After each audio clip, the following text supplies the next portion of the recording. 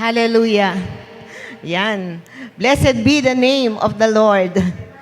Blessed be the name of the Lord. Hallelujah. Isang mapagpala at magandang umaga po sa inyong lahat. Are you excited to hear from God today? Amen. Yan, every day of our lives, gumagawa po ang Diyos. Naniniwala po ba kayo doon? Bawat araw, may ginagawang mabuti ang Diyos sa ating buhay. Yan. Let us welcome the presence of the Holy Spirit today, and let us welcome the ministry of God in our lives today. Thank you so much for coming. Ayan. May mga dumarating pa po. Habang umaayos po sila ng upuan at the back, I would like to welcome, hindi ko makita sa mata ko pero nandito po siya, hindi ko makita. Pero I would like to welcome si Sister Sheila. Ayan, Sister Sheila Plamenyo. Ayan, andun po siya sa bandang likod. She will be going to abroad to work as OFW this coming Tuesday in the will of the God, in God's perfect will, kung matutuloy po, this coming Tuesday. She will be going to work abroad. Let us pray for her, and I know this is not just the beginning ng kanyang lagi naman po siya, alam naman natin na ang anak ng Diyos ay anak ng Diyos. So, nasan man po siya, yan, nakita ko na po, nasan man po siya, ipagpapatuloy niya ang plano ng Diyos at layunin ng Diyos sa kanyang buhay. Amen po ba doon? Yan, for today, di na po ako masyadong magtatagal. Parang memorize ko na po kung paano ko siya ipakikilala. Memorize ko na sa isipan ko kung sino po siya. Yeah. Siya po ay nagtrabaho nag-work ng 25 years sa Jeddah, Saudi Arabia. May guest speaker po tayo for today. For the first time yata nakita ko nakabarong. Parang for the first time nakabarong. Mukhang naibang araw na to kay Pastor. Yan. At naiiba din para sa atin. Nag-work po siya as OFW sa Jeddah, Saudi Arabia. And kung di ako nagkakamali, katulad ni Pastor Rico, yung isa nating guest speaker, I think 2 weeks ago, doon po siya nakakilala sa Panginoon. And then, sabi ko nga naman sa inyo, ang Panginoon laging may ginagawa sa ating buhay. Nasaan man tayo, lagi siya may ginagawa. Kasi ganun po ang ministry ng Lord. Hindi siya tumitigil. Patuloy at patuloy siyang kumikilos. Amen po ba? Kasi mahal niya tayo. And for 25 years, yan, habang siya nagtatrabaho, nagpakadalubhasa siya doon. Nagpakadalubhasa sa pag-aaral. Kaya now, he is able to teach about hermeneutics and hermeneutics and yung isa yung thermal homiletics. Yan. How to present the gospel and understanding about God. Yan. Kung gusto po nyo, di ko lang alam kung magkano per hour eh. pwede po kayong sa kanya, makipag-usap. And then, nung matapos na po yung oras na binigay ng Panginoon doon sa kanya to minister, ang pangalan po ng church nila doon is Shelter of the Most High. And then, syempre, nagpapatuloy ang Panginoon sa buhay natin. Nung matapos na po yung kanyang term, working in Jeddah, Saudi Arabia, pumunta po siya dito sa Pilipinas. And dito po siya nagpatuloy ng paglilingkod sa Diyos.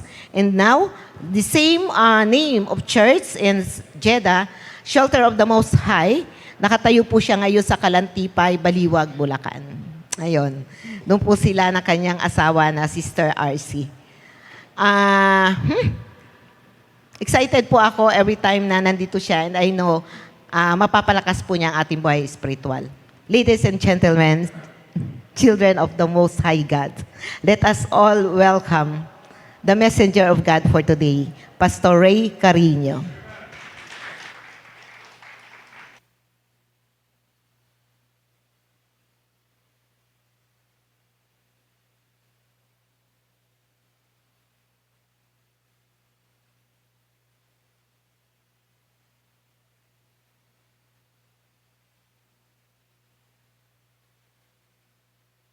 Yan. Purihin po ang Panginoon. Hallelujah. Worship God. Thank you. Akala ko po si Kuya Yoribel ay ikakasal na, kaya ako po ay nagbarong. Matagal na po yung pinagpipray po namin yan. Hindi ko po alam kung kailan tutuloy. Ayan. Pero mayroon palang gampanin na si Kuya Yori dito, kaya po binigyan ng Diyos. Siguro yun po yung priority niya. Ayan. Okay. Susunod, hindi na po ako magbabarong. Si Mrs. po ay kagabi po sana kasama ko po rito, kaya lang ay tinamaan po siya ng lagnat. Ano po, ito po common sakit po ngayon. Kaya po hindi po siya nakasama. Kasama ko po ay isang pamangkin ko po si Matthew. Way back many years ago, 4 years or 5 years, namatay po yung mother niya. Ayan, at siya po ay nag-stay po doon sa amin, sa Kalantipay, at maging sa church, nagpatuloy siya. Ayan, yun po yung kagandahan. Hindi lang po ibig sabihin, namatay. But nagbigay ang Panginoon sa kanya upang makasama po namin at siya po yung ma-nurture sa spiritual na buhay. Kaya po, yan po yung kasama ko si Matthew. Sabi ko sa kanya, next time magbarong ka rin kasi baka ikaw tawagin ko. Ayan, purihin po ang Panginoon at magandang umaga muli sa inyo. Amen. Glory to God. Glory to God. Glory to God. Okay. Ano po yung mga bagay na pwede po nating gawin? Ginagawa po natin dito. At maaring in the future, pag tayo po ay mapunta po sa langit, hindi na po natin gawin. Okay. Mga ministry o mga bagay po na maaring ngayon po ay abala po tayo sa lupa. Pero after ng lupa, in heaven, nakapiling po natin ng Diyos, maaring hindi na po natin gawin. Things na I can do now, but later I cannot do in heaven. Maaring sabihin niya ay magtrabaho. Yes. Okay, maganda yan. Magtrabaho, maaring sa langit, hindi na po natin gagawin yun, magtrabaho. Okay, ano pa? Magkasakit, maaari, ano? Ako na rin na sumasagot pala. Kayo ang tinatanong ko eh. Magkasakit, maaring sa langit. Hindi lang po maaari, wala na po talaga yun. Ano po? Wala nang kasakitan, wala na pong pighati, maging yung problema niyo po na dinadala ngayon, ay maaring wala na. Ayan, nabanggit ni Pastora kanina, sabi, praise God, at nandito palalakasin tayo ng salita ng Panginoon. Actually, mahina rin ako, kaya ako pumunta rito. Pare-pareho tayong malhina. Kaya kailangan po natin ang salita ng Panginoon. What else na pwede nating gawin dito, pero hindi natin magawa sa kalangitan when we meet the Lord? Umiyak, okay? Gutom, okay, very good. Ano pa? Mga bagay na hindi natin pwedeng gawin pag nasa Panginoon na.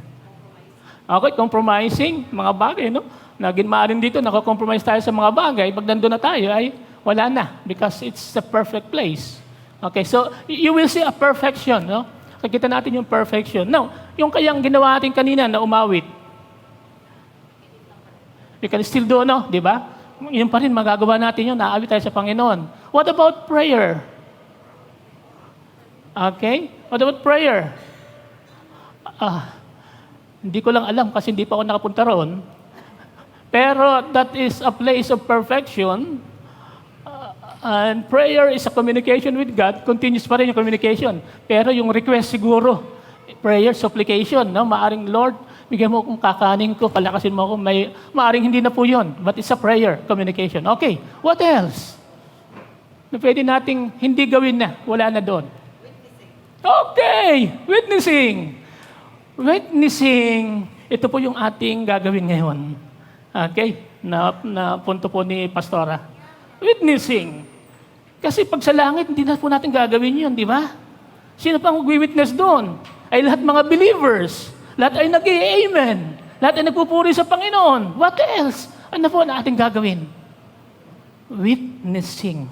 Okay? Now, I want you to draw sa isa pong pag-aaral sa aklat po ng Acts. Okay, chapter 2. Ayan, alam niyo po yung chapter 2. Okay. Napaganda po ng chapter 2 ng Acts. Okay? Ang aklat po ng Acts ay sinulat po ni Lucas. Mayroon din po siyang sulat, yung ebanghelyo niyo ba o gospel ni Lucas. At sinundan po niya ito ng another history. Yung kay Lucas, yung pong 4 po na Gospels, plus po itong Acts, these are all historical books. Okay, mga history po siya. Okay, may teaching po rito, but mainly they are history. At napakahalaga po ang history sa buhay po natin. Ano? Maging ang church po, may history. Lahat po tayo, may kwento sa buhay, ang bawat isa. Now, Acts is a very, napakaganda po niya because it continues na po yung pong ginawa ng Diyos in the gospel. Lahat po ng ginawa ng Panginoon doon in the gospel ay it kinontinue po ng mga apostles. Kanya po mga disciples. Okay. Now, chapter 1 ng Acts, dito po nagtagubilin ang Panginoong Jesus in chapter 1 ng Acts na huwag kayong aalis saan? Sa Jerusalem. Okay? May sinabi doon, huwag kayong aalis sa Jerusalem. Bakit? Ano yung meron sa Jerusalem? Okay? Ang Jerusalem po, doon namatay ang Panginoon. Doon ipinako, doon po namatay at doon po siya nag-ascend. Doon din siya nag-resurrect. Okay? Doon po sa Jerusalem. And as you remember, ang Israel po ay divided into two. Ang itaas po ay northern, okay, tinatawag po na Israel mismo, and downwards is Judah. Sa taas po ang Israel, ang capital po niya ay Samaria, and downwards is Judah, ang capital niya ay Jerusalem. Ayan. Kaya noon po, separate yung Israel. But now, it's all Israel. Ang territory pong yun. Maging yung Palestine, Israel din po siya. Okay? Now, ang Judah, ang capital niya ay si Jerusalem. Doon po nagsimula ang Christianity. Okay? Doon yung mga disciple po ni Jesus, nanggaling po sila sa itaas, sa Galilee o sa Israel, pero lahat po sila ay nag-start po sila sa Jerusalem, which is the capital of the whole Israel during those times. Okay? So, ang Israel po, malaki pong, Jerusalem, malaki pong factor yan sa mga unang nag-witness o mga Kristiyano tungkol kay Kristo. Now, sabi ng Panginoon, don't leave. Okay? Ang Jerusalem, because in few days, ay papadala ko ang promise ko sa iyo. Ano yung promise ng Diyos sa kanila? Ang banal na Espiritu, the Holy Spirit. Okay, papadala ko ang banal na Espiritu sa inyo. Okay? And doon po nangyari in chapter 2 ng Acts. Buong Acts po, atin pong hihimayin lang. Tignan po natin. Kasi napakaganda po niya. Okay? In chapter 2 po ng Acts, doon po ay nagkatipon po sila. In chapter 2, verse 1, when the day of Pentecost, sabi po rito, came, they were all together in one place. Okay? Alright. Ang mga tao po noon ay nagkahiwa-hiwalay because of the persecution. May persecution po doon ng mga Christians, even those time, no? After nang pinako po ang Panginoon. Kaya po maging ang mga disipulo, sila po nagkawatak-watak. But one day of their life, isang beses, one moment po, sila po ay nagkatipon because this is a command of God. Okay? Na sila po ay magkatipon sa isang lugar because God will send His Holy Spirit. Ang banal na Espiritu. Amen? Okay, now, ano ngayon yung banal na Espiritu? What is that Holy Spirit that will come on that day of Pentecost? Okay. Now, again, for short history lang po, ang Pentecost, ito po ay isa pong piyesta sa Israel. Okay?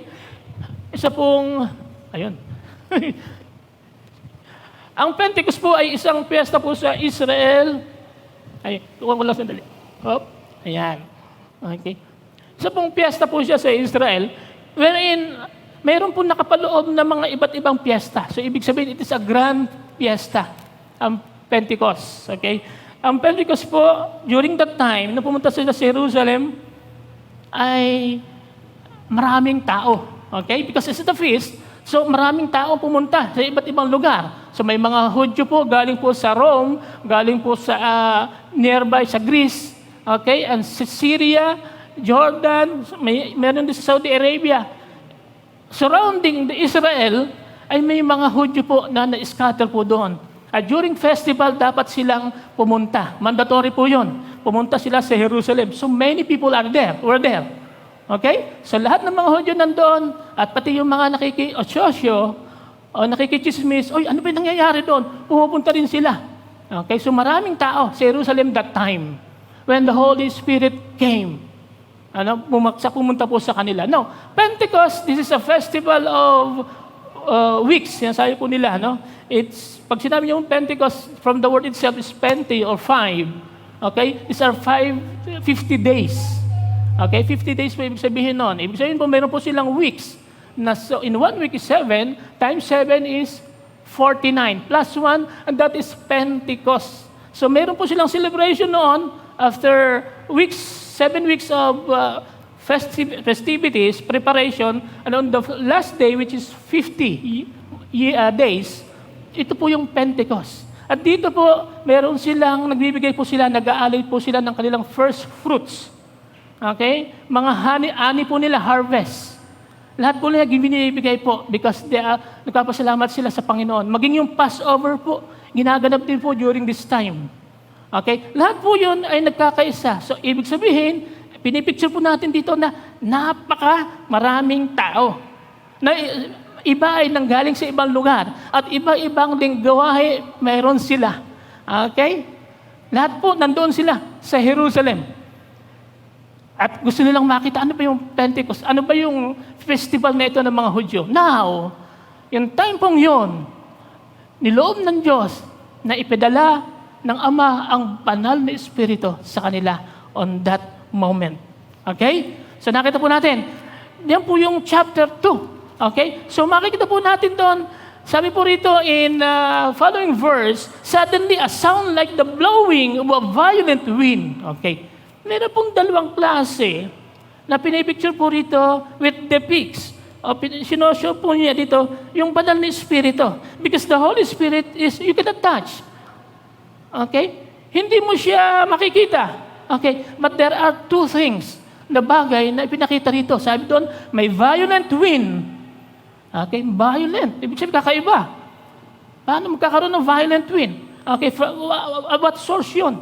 Okay? At tapos mayroong tongues of fire. Dalawang bagay ang pinipicture niya about the Holy Spirit. Ng Panginoon, ang banal na Espiritu ay nandiyan through wind, a strong wind, and ano pa isa? Fire. Tongues of fire. Mga dila na bumaba. At sila ay pumunta, lumukob sa mga Kristiyano. Okay? See? Dalawang pong bagay na pinapakita na nandiyan ang Diyos. Nandiyan ang presence ng Panginoon through those fire and wind. Okay, even in the Old Testament po, the Lord ay nagpapakita rin po kay Moses through wind sa bundok. Okay? Pinapakita niya, through clouds. Through voice.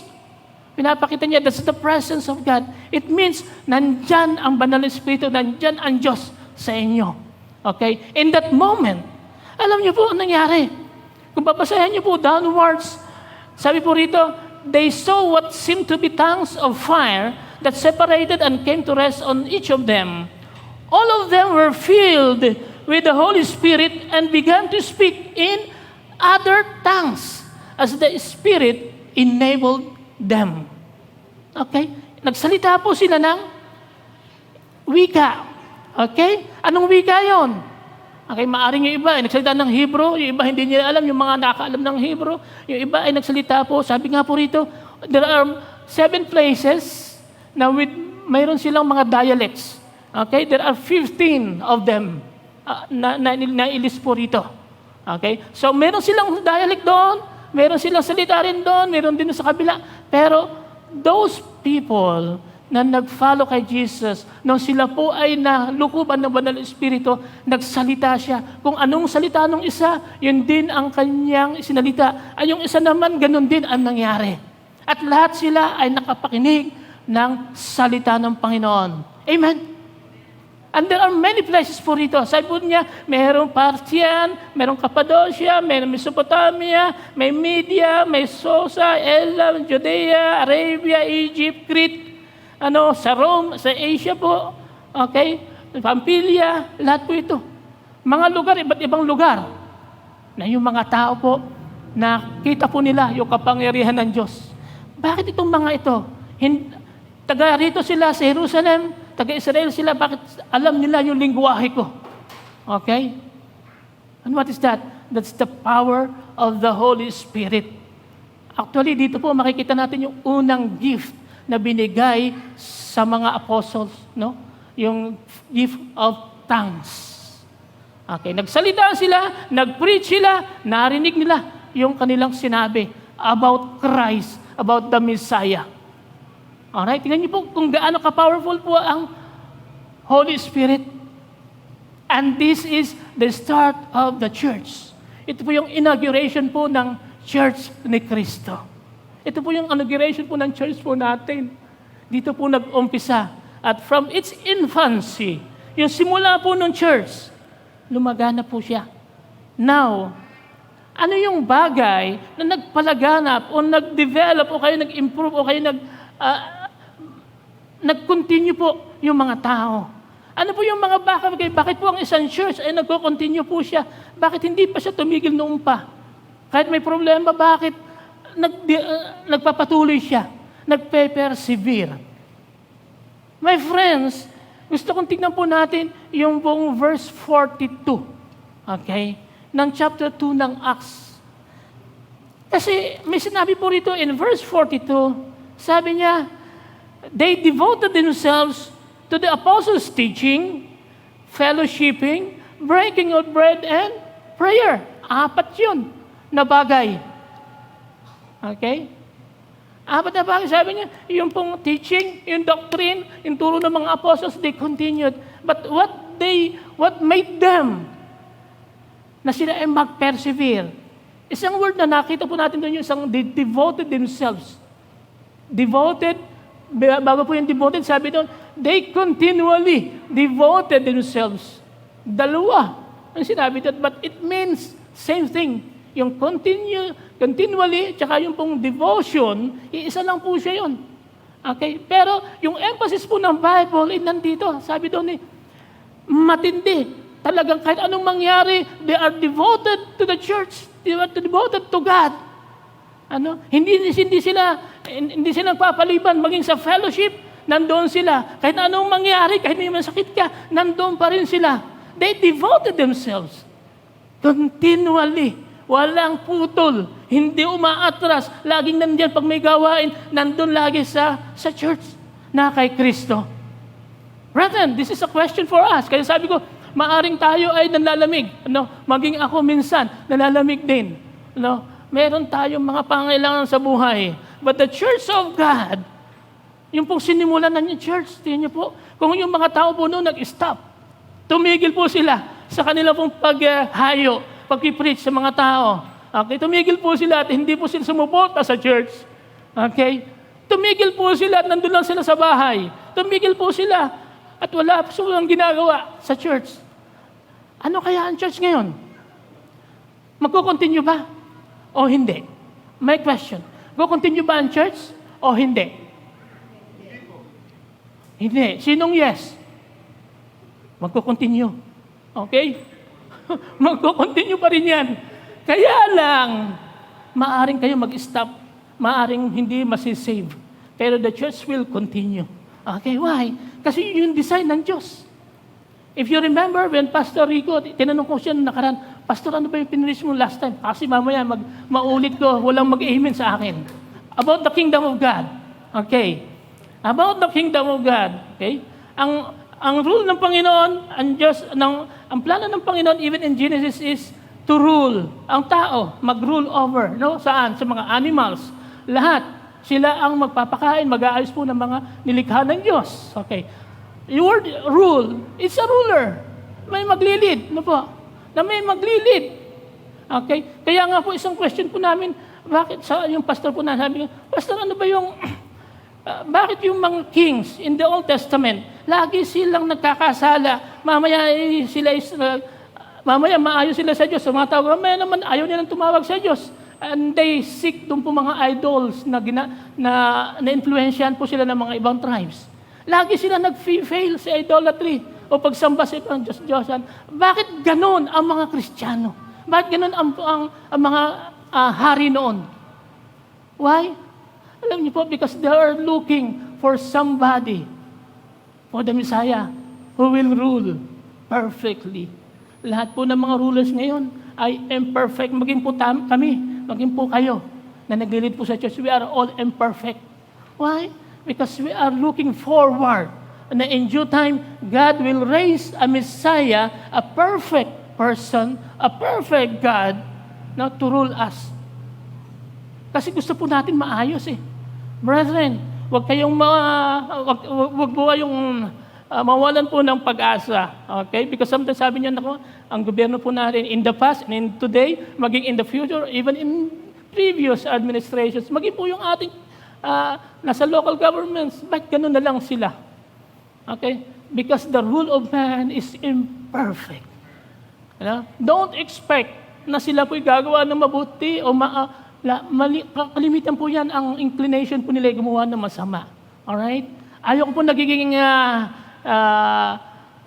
pessimistic sa inyo, yung pong negative, no? But that's what happened to Israel. That's what happened to the rulers of Israel, the kings, the judges. Okay? Maging sila Pedro, ganun din po yung kanilang naranasan. Okay? Na meron silang weaknesses. Alright, now,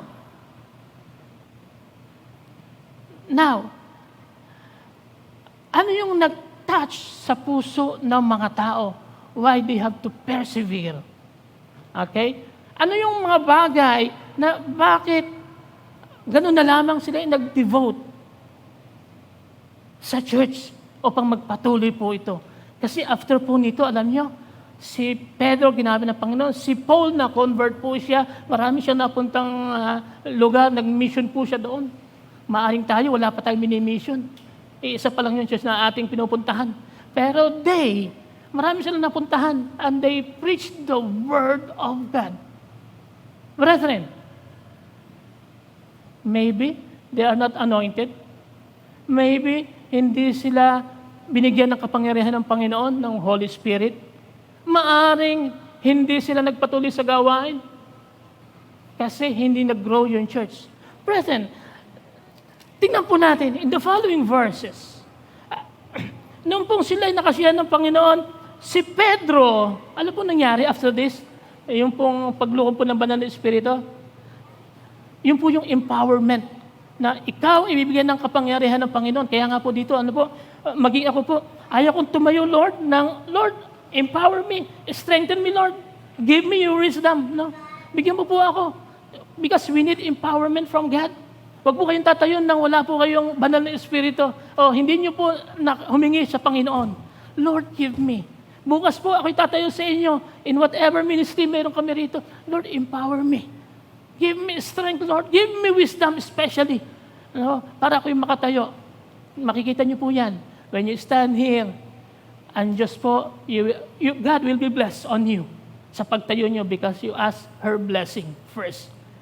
So, kailangan po natin ng banal na Espiritu first. And second, ito po yung mahalaga. Si Pedro, tumayo po siya. Okay. Tumayo siya. After po nag-preach po yung mga tao, tumayo siya. Alam niyo po, yung tao nandoon, kung ilan? As I told you before, history, ang daming tao. Maybe it's more than 5,000. Hindi ko lang po nabilang, pero marami siya. I'll tell you later kung ilang po yung tao doon. Marami pong tao. But sabi po ni Pedro in verse 14, then Peter stood up with the 11. Okay, yung kasama po niya. Sabi niya po rito, raise his voice. Tina po ha? Kasi marami. Kailangan, he has to raise his voice. Kailangan po niya, marinig po ng lahat ng tao nandoon. Sabi niya, and address the crowd. Ito po yung sabi niya, fellow Jews and all of you who live in Jerusalem, lahat kayo, mga Hudyo na nandito ngayon, let me explain this to you. Okay, ang galing yung sinabi niya po ha. Let me explain this to you. Sabi niya, Kasi kailangan po ng tao na malaman kung ano po yung faith niya. Ano ba yung dala mo? Ano ba yung dala mo, Pedro? Ano ba yung mga dala nyo? Bakit? Ano ba yung speaking in tongues? I-explain nyo nga sa akin ano bang nangyayari. Kasi sabi naman ni Pedro rito, sabi niya, let me explain this to you. Sabi niya, listen carefully to what I say. Oy, makinig kayo. Okay, fiesta ito, but I'll take this opportunity. Kahit na may kasiyahan dyan, makinig kayo. Ang mahirap pong makinig ang tao kapag may fiesta, di ba? Hindi yan makikinig. Maging sa ilang beses na po kami na-invite, maging sa may patay, may kainan. Okay, nagpipray kami. Ilan lang yun nandoon. Ilan lang yung nakikinig. Very difficult. Napakahirap po yun. Yung mga ganun situations. Pero dito, God took that advantage in time na yun. No? Pinakita nila ng mga disciples, ano ba ang sinasabi ng Diyos sa kanila? Okay? Ano ba yung sinasabi ng Diyos sa kanila? Now, sabi po rito ni Pedro, these men are not drunk. Oh, hindi sila nakainom. It's only 9 in the morning. 9 o'clock pa lang. Actually po noon, sabi niya 9 o'clock, by 10 kasi, pwede na silang uminom kasi may fasting po noon. So, ibig sabihin, talagang walang umiinom noon until 10 o'clock in the morning. Afternoon po ay mag-break na sila ng fast, pwede na silang kumain. Okay? Kaya sabi nito, 9 o'clock pa lang, hindi sinasabi niya sila ay nakainom. Sabi niya, hindi. These men are not drunk, as you suppose. It's only 9 in the morning. No, this is what was spoken by the prophet Joel. Kilala niyo po si Prophet Joel.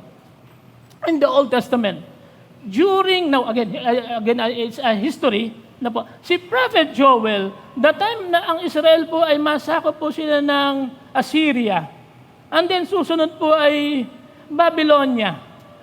At sila po yung nasakop ng Persia. Tatlo po yun na invasion. Nasakop sila, kaya kawawa po ang Israel. Even until now, may problema. Now, during those times, na sinakop, dumating po sa isang point po sila Isaiah, sila Nehemiah, at si Prophet Joel, pati si Malakay. Lahat po yung mga prophets, sila po ay kasama na nandoon, na nagpalakas po sa Israel.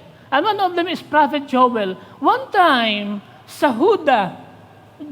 Judah, nandun po in Jerusalem, nagkaroon po ng famine because of isang peste po ang pumasok po sa kanila. Ito po yung locust. Yun po yung klase ng grasshopper po, na kumakain po sila ng mga dahon o mga pananim po ng mga tao. Libo-libong grasshopper po, inatak po sila.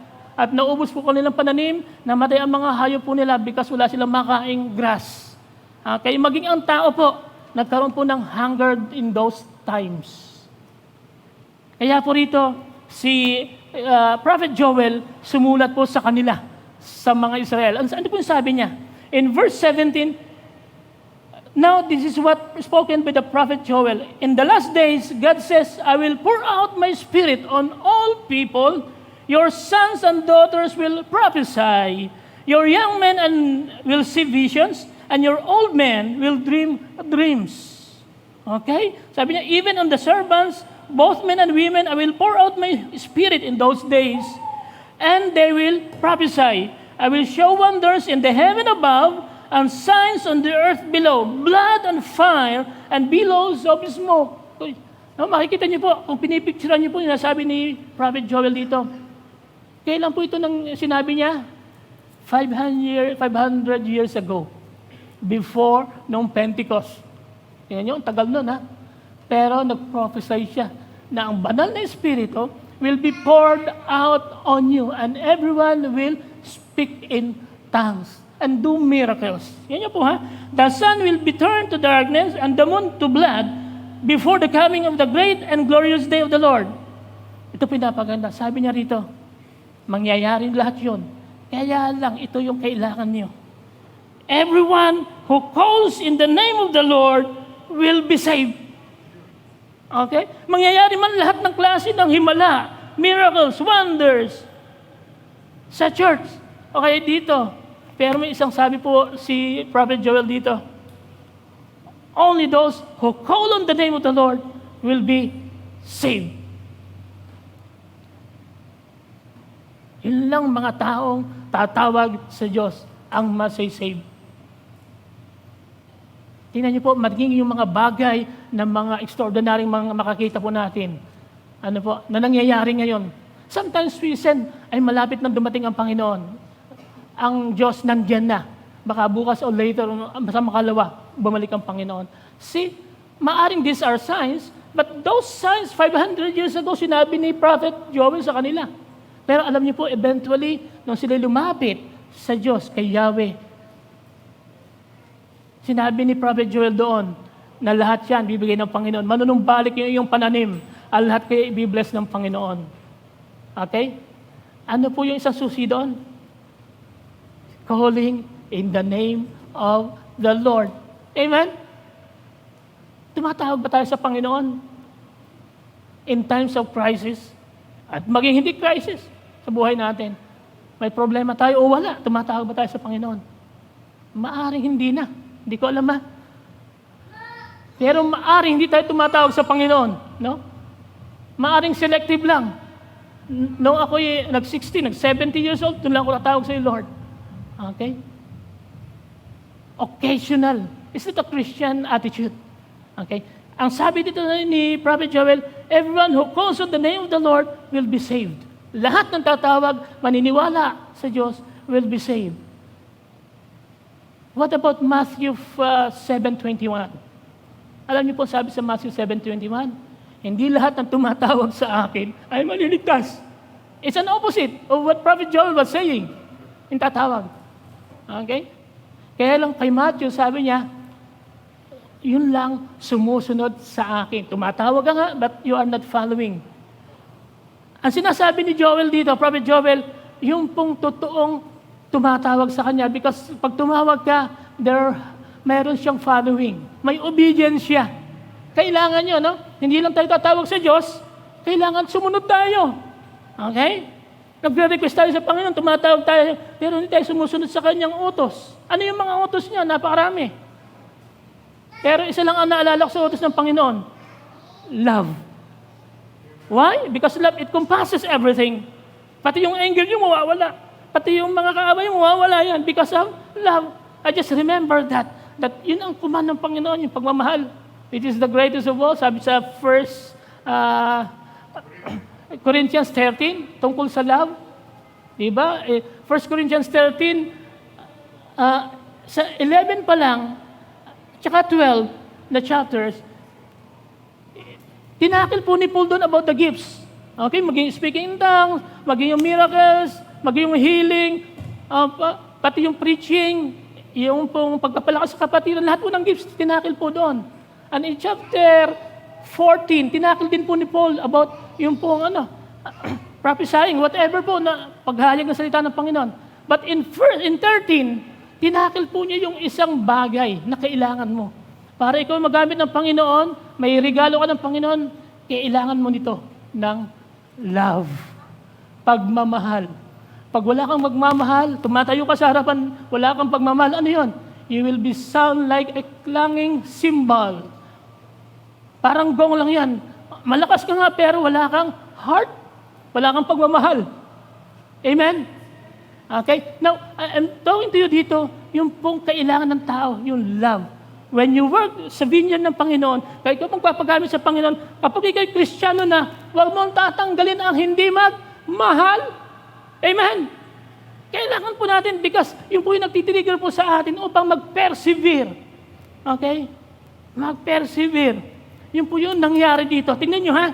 Okay, now, si Prophet Joel pa lang yun. Ang ginawa ni Paul, ni Peter, para matouch po yung mga tao, kinuha niya yung pinaniniwalaan nila na propeta, si Prophet Joel. Yan ang sinasabi ng propeta Joel. Now, bibigyan ko na ka naman kayo ng isang prophet. Sabi ni Peter dito. Sinong binigay niya? Before that, sabi po dito, in verse 22 ng chapter 2, sabi niya, Men of Israel, listen to this. Jesus of Nazareth was a man accredited by God to you by miracles, wonders, and signs, which God did among you through him, as you yourselves know. This man was handed over to you by God's set purpose and foreknowledge. Sabi ng Panginoon ni Peter, si Jesus, binigay sa inyo, maging kayo. Kayo ay naging kakutsaba upang patayin yung ating tagapagligtas na si Jesus. Okay? Kayo, sabi doon. Kaya po dito sabi na, pero kaya lang, sabi ni Peter, God set purpose and foreknowledge. Alam ng Diyos. Beforehand na ginawa niyo yon, alam na ng Diyos na kayo ay magiging accomplices doon sa crime na gagawin niyo, ipapako ang Messiah. Alam na ng Diyos yun beforehand. Kaya may foreknowledge na ang Diyos, alam niya na mangyayari yun because it was written in the Old Testament. Okay, now, sabi dito, but God raised him from the dead, freeing him from the agony of death because it was impossible for death to keep its hold on him. Okay, sabi niya, nandiyan lang namatay ang Panginoon pero hindi siya pwedeng i-conquer ng death. And that is the resurrection. Naalala nyo? Ang resurrection, kaya ang Panginoong Yesus, katawan bodily, nag-resurrect siya. Namatay siya, pero the whole body na mayroon siya, yun yung nag-resurrect. Kaya sabi niya rito, hindi siya pwedeng i-conquer, i-hold ng death. At sino po yan? Si Jesus, yung iyong pinapako. Now, Peter, he quoted another prophet in the Old Testament. Ito maganda. Ito po ay si David. Si David, pinaka-major na figure po siya sa mga Israel. Pag sinabing David, ay talagang they bow on David. Other than Abraham, Isaac, Jacob, David especially. Okay? Solomon, okay? Pero si David, kaya po ang bansang Israel po talagang Davidic. Kaya sabi natin sa kanila, ibang tawag ko sa kanila is Davidic. Talagang yung kanilang pananaw kay David, hari siya, makapangyarihan siya, siya yung nag-raise sa Diyos sa Israel. At tumatag ang Israel. Okay. Now, David, siya rin po yung nagtatag ng templo. Okay? Si David. Alright? Now, makikita niyo po rito, when God, sabi niya po rito, David, in verse 25, David said about him, sabi ni Pedro, si David, ito yung sinasabi niya, I saw the Lord always before me, because He is at my right hand, I will not be shaken. Therefore my heart is glad and my tongue rejoices. My body also will live in hope, because you will not abandon me to the grave, nor will you let your Holy One see decay. Tingnan niyo po ha, matagal na yun. Time po ni David. Pero sinabi niya po roon na ang Panginoon, ang Messiah, hindi po siya mamamatay yung katawan niya. Hindi po siya madidecay. Mamamatay siya, but it will be raised up again. Siya po nag-prophesy po noon ang resurrection, David. Makikita niyo po yan sa Psalm, sa Psalm 16 at maging sa Psalm 110. Nandoon po ang sabi po ni David about the Holy One, the Messiah who will come. Tingnan niyo po ha. Anong ginawa po rito ni Pedro? Hindi siya agad nagsalita sa mga tao na directly, oy, tanggapin mo si Kristo. Oy, nandito ang banal na Espiritu, tanggapin mo sa Panginoon. Anong ginawa niya? Ikinuwento niya muna yung history ng Israel. Ito yung buhay natin dati. Okay? Nung wala tayo kay Kristo, wala tayong Diyos. Okay? Nung matigas ang ulo natin. Ngayon, kinuwento niya yung sinabi ng mga kanununuan nila. Si Prophet Joel, si David. Kung may time, maaaring sabihin niya pa about Abraham, lahat po yun. Maging si Moses, yung history. What I'm trying to say, na ang gospel, hindi mahirap po siya na i-preach talaga. But you have to tell the people about their life before. Ano ba yung dinanas mo noon? Ano ba yung dinanas ng nasyon natin? Ano ba yung dinanas ng family natin before? Tell them. Okay? Meron kang dapat na background at meron kang dapat na i-expose sa kanila. Ito kasi yung mali. Ito yung ginawa natin. Ito yung ginawa na ninuno natin noon na hindi natin sinunod hanggang ngayon. See? Sinong hindi iiyak noon? Okay? Kaya minsan mahirap po mag-preach eh. Mahirap mag-evangelize. Ano po? Sabi, natanggap mo na ba ang Panginoon? Na-receive mo na ba ang Diyos? Si Jesus. Okay? Kung tatanong ka ng ganun, wala ka pa sinasabi about the past of them. Hindi mo pa sinasabi about the Bible. Hindi mo pa binabasa ang Old Testament. Ang New Testament. Hindi mo pa sinasabi sa kanila. Brethren, para ang tao po ay sila ay matouch. Tell them about the Bible, about their history, about God na nag-work sa kanila before. Paano sila nag-work? Paano ang Diyos? Kasi saka sila matatouch. Tingnan niyo po eventually, makikita niyo po rito. Sabi po ni Peter, seeing what was ahead, he spoke to the resurrection of Christ, that he was not abandoned to the grave, nor did his body decay. Ito po. Now, dito po, again, he quoted another. Tingnan niyo po si Peter. Ang ganda niyang ginagawa niya. He was always quoting verses in the past. Ano po? Quoting verses. Kaya nga po minsan gusto kong magpatawa sa inyo. Pero I'm trying not to do it. Kasi hindi po siya maaring sa mga Bible study, okay lang. Pero sa preaching, sa nandito tayo lahat, gusto ko maging center ng ating pag-uusap si Kristo. Okay? Dami akong gusto sabihin sa inyo about my life experiences. But pagkamisan, ayaw ko nang sabihin eh. Pagkamisan, nare-recall ko na lang, yun, pwede. Kaya lang, ayaw ko kasi mauubos yung time ko sa inyo na tayo magchismisan lang about me and you. Okay? But hindi yun ang purpose. Kaya po nag-preach si Peter, gusto niya ipakita sa tao yung ginawa ng Diyos sa inyo. Okay? Yung ginawa ng Diyos. Huwag niyo sabihin walang ginawa ng Diyos sa inyo in the past. Okay? Simula nung nag-start po ang GIOS dito, may ginawa na malaking ginawa sa inyo ng Diyos. Okay? Maaring maraming nag-fail, pero God is faithful. Okay? Nagpapatuloy pa rin ang GIOS. Alright? Kaya lang, kailangan natin magpatuloy talaga. Ano ba? Now, ito po yung sinabi dito in verse 37. Ito napakaganda po. Sabi dito, when the people heard this, they were cut.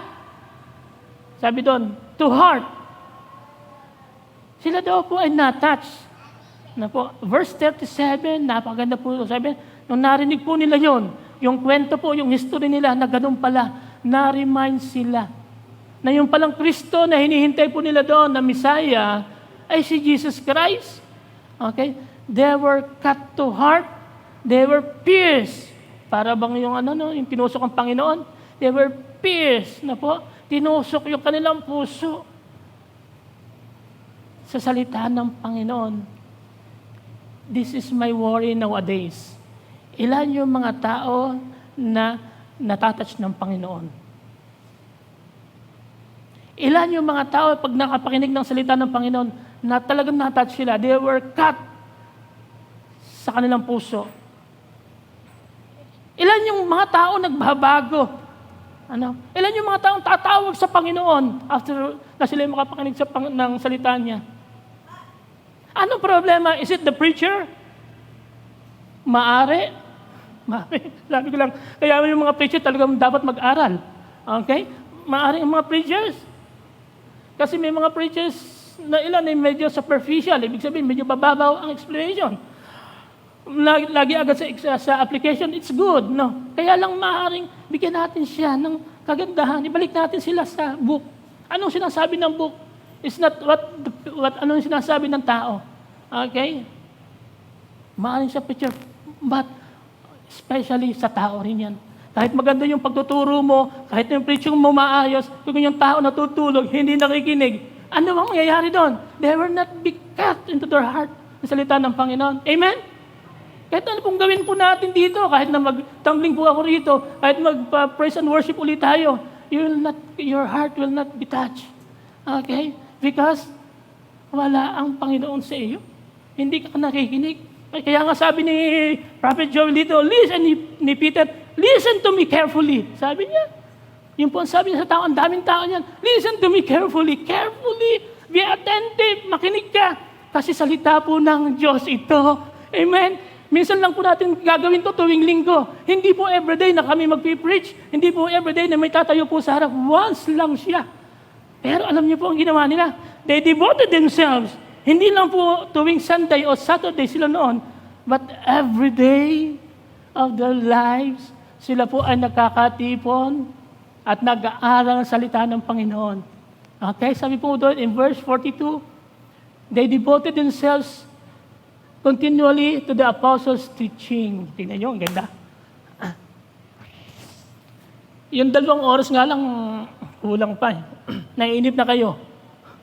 Alam ko, minsan ganun tayo, naiinip na, nagugutom na ako. Ayan. Okay, hindi ko alam kung bakit ganun. Nagugutom tayo, mabilis tayo magutom, pero 2 oras lang, 3 oras lang sa church. We feel the insecurities of the world. Ano po yung mga bagay na nasa labas, naiisip po natin siya. Okay? Brethren, can we concentrate for a while sa Panginoon? Ano? Tumatanda na po tayo. Ako, 56 na po ako. Okay, noong nakaraang linggo. Thank you po. Tingnan niyo po, tumatanda na tayo at nagleles na po yung ating retention sa memory, lahat po yan, pati yung weakness po ng ating katawan, nagleles na po natin. Alam mo ibig sabihin, we need guidance, we need the Word of God to feed us, to strengthen us. Amen? Kailangan natin. Okay? Kaya nga po, maging si Paul, sabi niya, huwag niyo kakalimutan yung pagdalo. Ano? Yung pagdalo natin sa gawain. Kasi kailangan po natin na because it will strengthen us. Saan po sila in-strengthen ng Panginoon? When they were together, when the Holy Spirit came, marami sila. Ano po? At pinus po sila ng Banal Espiritu. Brother, kaya nga kanina, prayer ko, Lord, Panginoon, ngayon pa lang nag-aawitan kami, Lord. Lord, ibuhos niyo pong Banal na Espiritu. Let them feel na po lahat po tayo. Na ma-feel po natin yung presence ng Lord. Okay? It's not the music. Hindi lang po yun. Because the words na sinasabi po natin, yung mga lyrics na nagsasabi po ron. Because yun din po yung ang lyrics po ng Bible. Ano po? Nandito po ang salita ng Panginoon.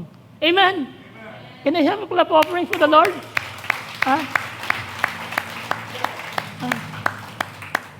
Ano po? Napaganda. Kailangan po natin ng pag-aaral. And this is one thing na hindi na po natin gagawin sa langit. Hindi na kayo mag-aaral doon. Kaya lang baka tanungin kayo ni San Pedro, anong pinag-aralan mo in the past? Joke lang po. Pero hindi na kayo tatanungin. Ibig sabihin, wala na. Our memory is new. Wala na po. Kaya ngayon po pa lang, kailangan po natin ng mag-aral ng salita ng Panginoon. Acts 2:42, they devoted themselves to the apostles' teaching, doctrine. Lahat ng pag-aaral, natuto po sila. At sinabi po doon, hindi lang once, hindi lang twice, but many times at even daily, they meet together. Ano pong nangyari? Noong pong, alam niyo po kung ilan ang nag-believe sa kanya, sasabi po ni Peter sa verse 38, repent and be baptized, every one of you, in the name of Jesus Christ, for the forgiveness of your sins. Sabi po niya rito, and those who accepted His message were baptized, and about 3,000 were added to their number that day. Yung palang araw na yun, 3,000? Di ba ang dami? Tingnan niyo po, ganun powerful po ang salita ng Panginoon. Amen? 3,000 ang nag-believe sa Kanya, ang nagpabaptize, at nag-obey. Kaya yan po yung problema nila noon. Alam niyo po, problema ng Jerusalem noon, ng mga brethren noon, nung nag-believe po sila po ay laging nag-meet together, nag-aaral. Now, ang problema is pagkain. Ang food. Okay? Dahil na marami po sila, almost 3,000 sabi po sa Bible, ang dami nila nag-follow sa mga apostles at naniwala sila kay Kristo. Nagpabaptize sila, maaaring yung iba, hindi na po sila bumalik sa kanilang mga lugar. Doon na po sila nag-stay at nagpatuloy sa gawain. See? Ay tayo po, may mga bahay pa tayo. Mamaya uuwi tayo. Mag-meet tayo. Either Wednesday or Saturday, yun lang po ang meeting po natin. Sila everyday. Pupunta sila sa templo. Okay? Because there are some place in the temple na pwede silang mag-gather. Tingnan niyo po sila. Kung gaano sila committed, they devoted themselves faithfully sa gawain ng Panginoon. Hello, brethren. Okay? Isa pa lang yung ginagawa natin na isang ministry. Pagpunta lang natin ng Sunday dito. What about the other days? Okay? Bible study, maybe. Kasi napakahalagang Bible study, hindi lang maybe. Dapat siya. Kailangan. Because it's teaching. Tinuturuan tayo. Okay, ng Panginoon. Dapat meron din tayo. And even sa pag-aaral natin, personal pag-aaral po natin, studies po natin. Amen? How can we share the Word of God? How can we witness the goodness of God? Kung wala tayong laman, kung wala tayong Word in our heart, kung magiging tayo, hindi tayo na-change ng Panginoon. Okay, how can we share? Kaya sasabihin natin, ang hirap maglingkod sa Panginoon. Mahirap nga. Because you are doing it by yourself. But if you ask God, and you obey God, you read the Word of God, then it's not too difficult for you. It's easy. Because God will work on you. Amen? Ang Diyos ang kikilos po sa atin. Okay? So dito makikita po natin, ang Diyos ang unang kumilos sa kanila, kaya sila nakakapagpatuloy. Ang kailangan lang po nila is mag-repent, ma-change ang kanilang heart, ang attitude nila, ang pananaw nila sa buhay, maging pattern po nila ang ginawa ni Kristo. Ang sabi po ni Paul dito, ang ganda, sabi po ni Peter dito, sabi niya rito, ang ganda, si Jesus be your Lord and Savior, Messiah. Ang ganda nun, sinabi niya. Ano? Siya yung Lord, siya yung Messiah na binigay sa atin ng Diyos. Na pinadala. Dapat ganoon din siya sa atin. Anong pananaw niyo kay Jesus now? Ganoon din ba ang pananaw po natin? Na ang Panginoong Jesus natin sinasamba is, He is a Lord. Panginoon ko, siya ang mag-rule sa akin. Okay? Siya ang maglilid sa akin. Siya rin ba yung iyong Savior, Messiah? Kung yun ang iyong pananaw, at yun ang iyong faith, then good. Ito po yung sinasabi ng Bible, no? Na dapat mag-roll over sa iyo si Kristo, and then, siya yung nagligtas sa iyo sa iyong kasalanan. Okay? Yun po yung message, yun po yung pag-witness po natin. Ano? Kaya tingnan niyo po, maraming, in the last verse po rin, sabi niya, every day, in verse 46, every day they continued to meet together in the temple courts. They broke bread in their homes, ate together and with gladness and sincere heart, praising God and enjoying the favor of all the people. And the Lord added to their number daily those who were being saved. See, niyo po, marami pong nababago. Maraming nababago. No? If you hear the word of God. Pero po, ang isang bagay na maganda po rito, they come together. They fellowship together. Ano po? They fellowship. Ano po? Nung nag-aaral po sila ng salita ng Panginoon, they fellowship. Ano po yung fellowship? Ano po ang bonding po ng fellowship? Love. Pag-share. Kung anong meron ka, bibigay mo sa iba. Kaya nga po ito yung problema po nila noon, na even those, maging po yung mga Kristiyano noon, nag-follow kay Jesus, they sell their lands. They sell their property. Bakit? Para sa gawain ng Panginoon. Okay? Kasi marami ang i-feed ng Panginoon pag ikaw ay nagbigay. Okay? Kaya lang, hindi ko alam ngayon kung pwede pa ang magbenta ka ng lote mo at ibigay mo sa church. Okay? Pwede pa. Kaya lang, those things na nangyari noon, maging yung mga wala, yung mga tao na meron siyang property, binibigay nila para sa church. Bakit? Para mag-continue ang gawain ng church. Amen? Kaya kailangan din po tayo na sumuporta po sa church. At what is that? That is fellowshipping, giving po. Ano? Pag-share po natin sa kanila. Alam niyo po yung breaking of bread? Sabi dito, even breaking of bread. Ang tinapay po noon, most of the time ay mga brittle po sila. Ano po? Hindi po yung tinapay natin ngayon na ngunguyain mo lang, diretso, pang magbibigay ka ngayon. Hindi po. Kaya po medyo, ang texture po noon, maging nasa Saudi po kami, konsya. Pag tumagal, yung bagong luto, medyo malambot. Pero normally, kakainin po nila yan, medyo malamig na. Okay? Ang mangyayari po, titigas po yan. Kaya doon sabi na, they break bread. Yan. Pinapiraso po nila. Kasi nga po, breaking, brittle po siya. Kaya binibigay niyo po nila doon sa mga katabi nila. Now, what symbolizes the breaking of bread?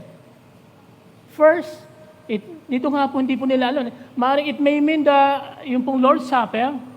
Pero most of this, nasasabi po rito, sa verse, yung pong sharing. Nagbibigay po sila ng pagkain. Even nasa bahay po sila, nag-share po sila sa mga tao. They break bread. Ano po yun? Is it bread only? Hindi po. Lahat po yun na meron sila. Lahat ng property nila. Property ko, property mo na rin yun. Why? Because they are in one accord. Yun po yung fellowshipping. Yun po yung breaking of bread, nag-share. Okay? Kaya lang ang tao ngayon, hindi eh. Ay, ito yung akin, dito lang ako. Ito lang bibigay ko sa iyo. Ano? Very selective po tayo sa tao. Pero, kung gusto niyo pumunta po in the Old Testament, yun po yung setting po ng church. Di ba napakaganda? Yun po yung church, original. Kaya nga po, kung gusto niyo ma-refresh, go to chapter 2 ng Acts. Yun ang church, nagbibigayan po sila. Pati yung problema nila, maayos yung mga bagay na conflict po sa buhay, sa family, maayos po. Because they are sharing. Ito po yung tinatawag na charity. Okay, in short, love. Okay? Meron pa ba ngayon yan? Meron pa. Meron pa. Tumagal ang church, ibig sabihin, mayroon pa. May mga tao pang nire-raise ang Panginoon upang magpatuloy ang church. Ang nagbibigay, nag-share po sila sa church. Amen? At isa po kayo doon. Tandaan niyo po, isa po kayo dyan. Sabi ko nga po lagi sa mga kapatid, pumunta ka man sa church kahit wala kang dala. Okay?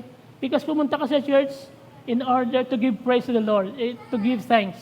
Maaring wala kang dala. Ano po? Ibig sabihin, wala kang financial na dala. Okay lang yun. Why? Yung presence mo lang, no? It means a lot to the church. Amen? Yung presence nyo, hindi ba ka naniniwala nun? Your presence means a lot to the church. Amen? Yung makita ka niyan, ay, si kapatid nandun sa upuan na yun. Dati wala siya roon. Absent siya. Nakita ka niya, may inspire siya. Pag wala ka, maaaring magkaroon ng, ay, kakaunti ang dumalo ah.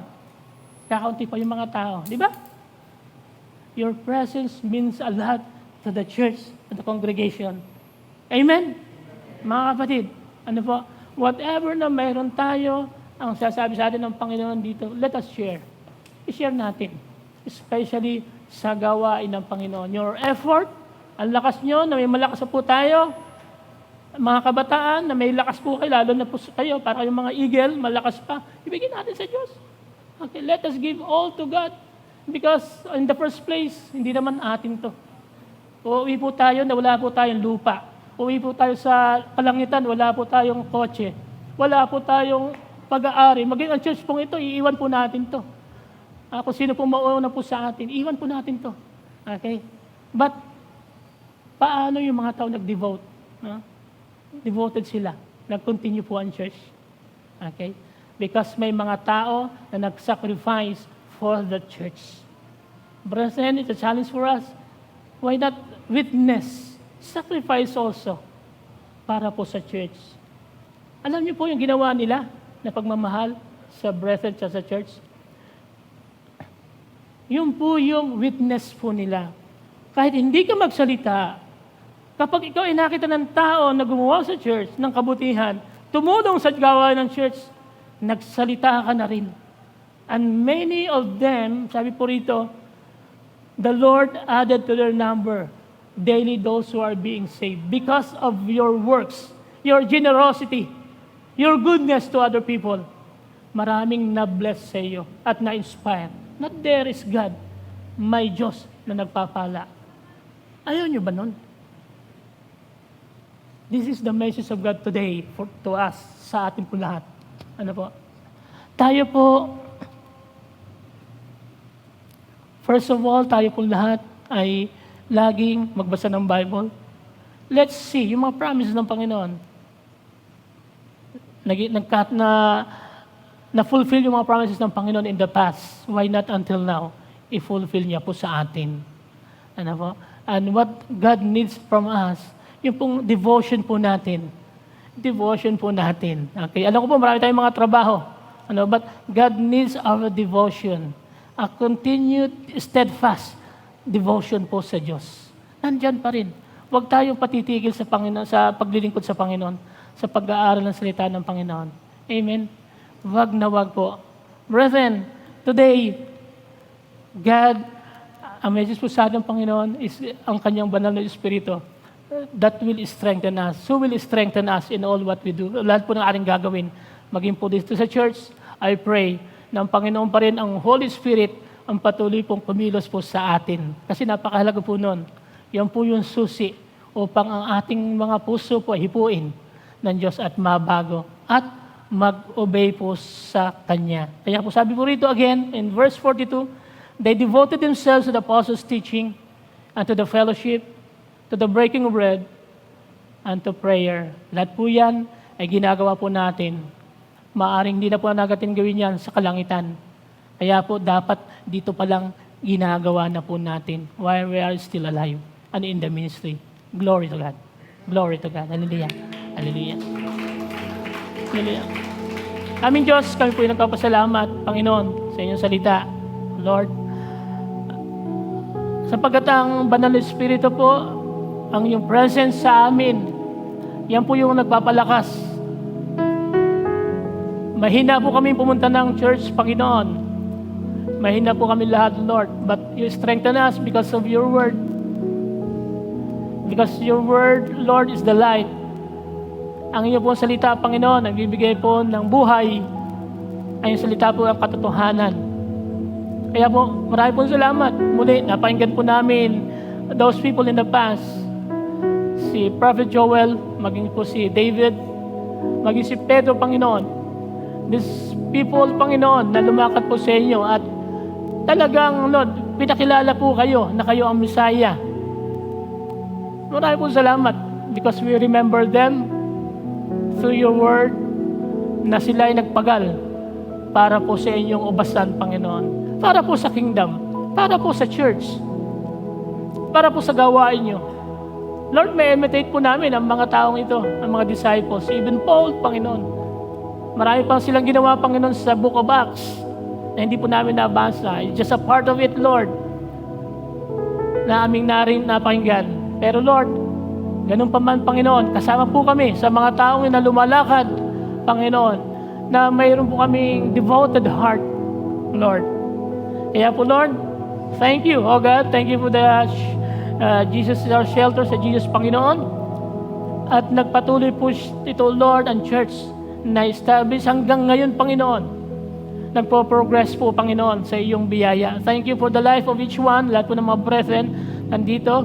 Magiging pong dating kabataan, Lord, may edad na po ngayon, Lord. Lord, these are blessings na iningatan niyo po sila, Panginoon. Natutuwa po kami sapagkat may mga tao pa, O Diyos, na lumalakad po sa inyo pong yapak.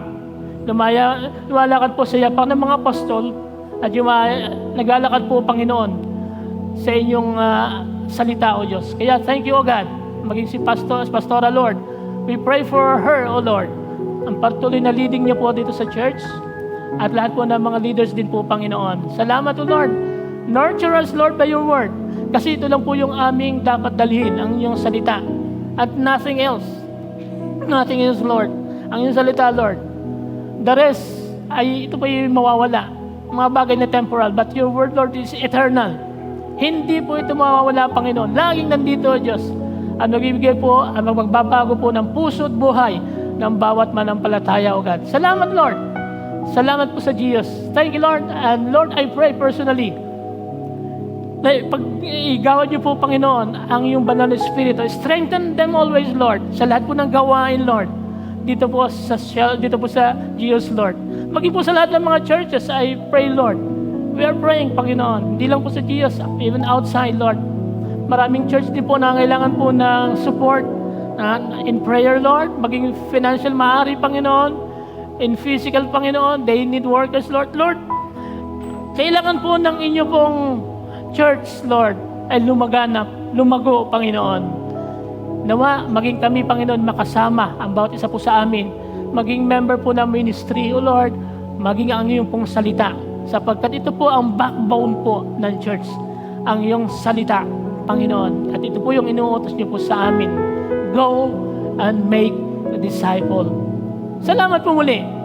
Salamat sa iyong kabutihan, sa iyong grace, sa iyong sustaining grace, Lord. In Jesus' name, Amen. Amen. Amen.